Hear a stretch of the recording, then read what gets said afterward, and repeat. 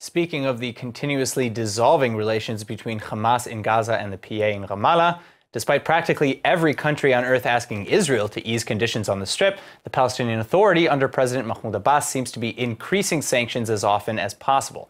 We're tuning now to the studio on how these relations may end up is attorney, public diplomacy expert, and lecturer Bar-Yoshafat. Ran, thank you very much for coming back in today. Very happy to be here. Thank you. All right, so first of all, will there ever be a contiguous state for the Palestinians that with a centralized government? Is that realistic? Well, first of all, I hope not, but I also think it's not realistic in any sense. And I'll give you a few reasons. Israel claims to be the nation state of the Jewish people. Where does Israel want the Jews to come to? Israel. According to UNRWA, if there is a Palestinian state in Judea and Samaria, they want to have all of the quote-unquote refugees move to Tel Aviv. So that's like me saying I want to have Israel so I can send all the Jews to Turkey. It makes no sense. Sure. I also have never heard of a movement that called for a national liberation that has refused a deal. They were already offered 97%. If it was 97.9, it would be better. I cannot imagine the Kurds in Kurdistan being offered, 70% of Greater Kurdistan, and they'll say, no, it's not enough.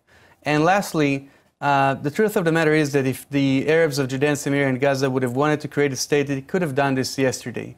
They already have the 4 criteria in order to create a state.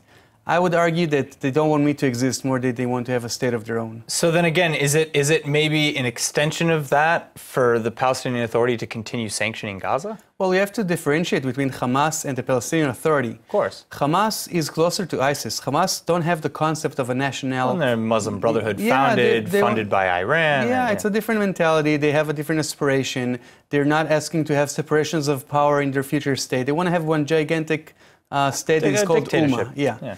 The moderate Palestinian Authority, which, by the way, are proud of the fact that they've murdered the biggest amount of Jews. They're the terrorist organization that has killed the biggest amount of Jews in the world. They're very proud of it.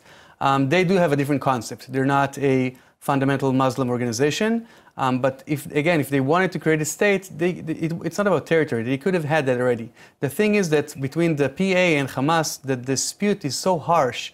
I don't know why people have such a short-term memory, but when Israel had the disengagement, when we moved away from Gaza, Hamas went medieval on the Palestinian Authority. Yeah. And right now, the only reason why the Palestinian Authority is in control in Judea and Samaria is because of the help of the IDF. If the IDF would not help the Palestinian Authority gain control there, Hamas would take over also the Judea and Samaria area, which is why Mahmoud Abbas Abu Mazen is so harsh against the terrorists of Gaza right now, Hamas. All right, well, it's interesting to where you point that out, that the IDF is actually, very much caught in the middle, not just literally, but, politically as well.